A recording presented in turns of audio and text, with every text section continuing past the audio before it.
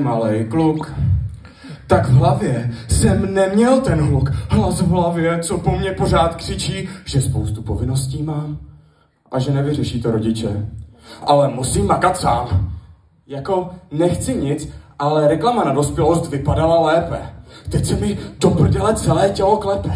Měl jsem si dělat, co chci, chodit domů nad ránem a chlastat. A víte co? Ono to je úplně jinak. Jak říká Karel Kryl v písni Neznámého vojína. Nasrat, jo, nasrat. Asi jsem přehlédl hvězdičku v tom reklamním spotu, že v dospělosti skrývá se mnoho trní, krve a potu. Odstěhovat se od rodičů je super. Asi týden.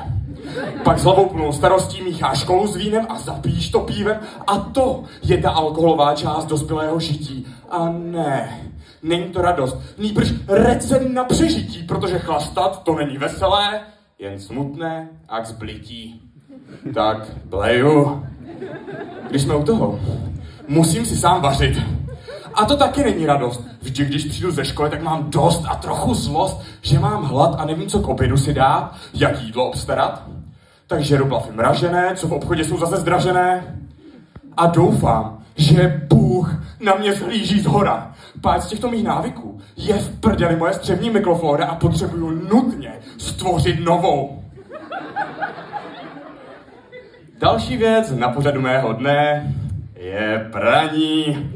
A co toho se týče, mám jediné přání. Abych měl kouzelný koš, do kterého večer prádlo dám, a pak ho ráno voňavé ve skříni mám. A ono nic. Musím si prát sám.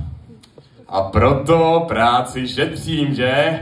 Konec konců, tak to mám s mytím nádobím, uklízením a prostě tak nějak se vším. Teď ale vážně.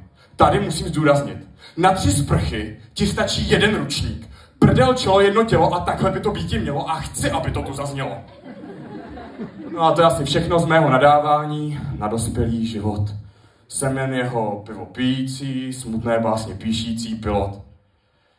A až se jednou konečně naučím sám o sebe starat, tak přijdou moje děti. A ty se mnou nebudou tak párat. Děkuji vám moc.